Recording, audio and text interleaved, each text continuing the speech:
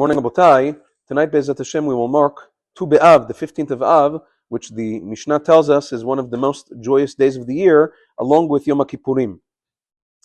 Along with a whole list of things that we celebrate on Tu B'Av, one of the most unique things, the Gemara says in Masechet Ta'anit Daf Lamed Aleph, that we celebrate on Tu B'Av is time, the celebration of time. Let me explain. The Gemara tells us that from Tu B'Av and on, that's the time that the days become progressively shorter. In the summer, the days are very long and the nights are very short. From Tu B'Av and on, it's not exactly on the day of Tu B'Av, but Tu B'Av marks the ending of the summer months, which means that the days are getting shorter and the nights are getting longer. When the nights get longer, the Gemara says there's only one thing to do with long nights. You know what that is? Learning Torah. Which means now that you have longer nights, you have more time to learn. And therefore the Gemara has very big praise for those who capitalize on this opportunity to learn from Tu B'Av throughout the winter nights, and very harsh words for those who don't. So time is something to be celebrated. Indeed, as a result also, besides for the days getting shorter, Shabbat is also getting progressively earlier from now until the dead of winter. So it's important to realize that as well.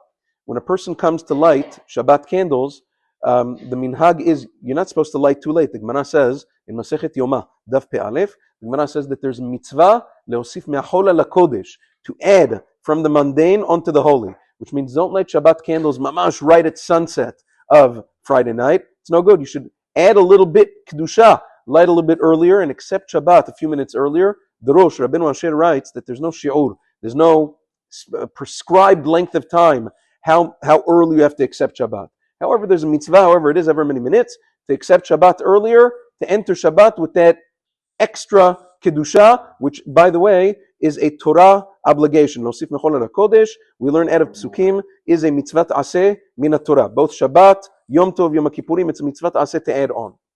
The minhag has become, in most Israeli cities, in America as well, the minhag is to light 20 minutes before light Shabbat candles 20 minutes before sunset. Although now, most calendars in America follow Rav Moshe Feinstein Alav Shalom, who said that it should be 18 minutes. Again, there's no issue with lighting 18 minutes, but the earliest calendars in America were printed by Rav Yosef Eliyahu Henkin, who over there wrote in his calendar of Ezra's Torah to light 20 minutes before, and that be'emet is the minhag in most Israeli cities, especially among the Sfaradim, to light 20 minutes before candle lighting. There are some cities in Eretz Yisrael that light 40 minutes before. Yerushalayim, Petach Tikva, Bet Shemesh, but that's more for Ashkenazim. Maran Zichron Bracha says that was never our custom.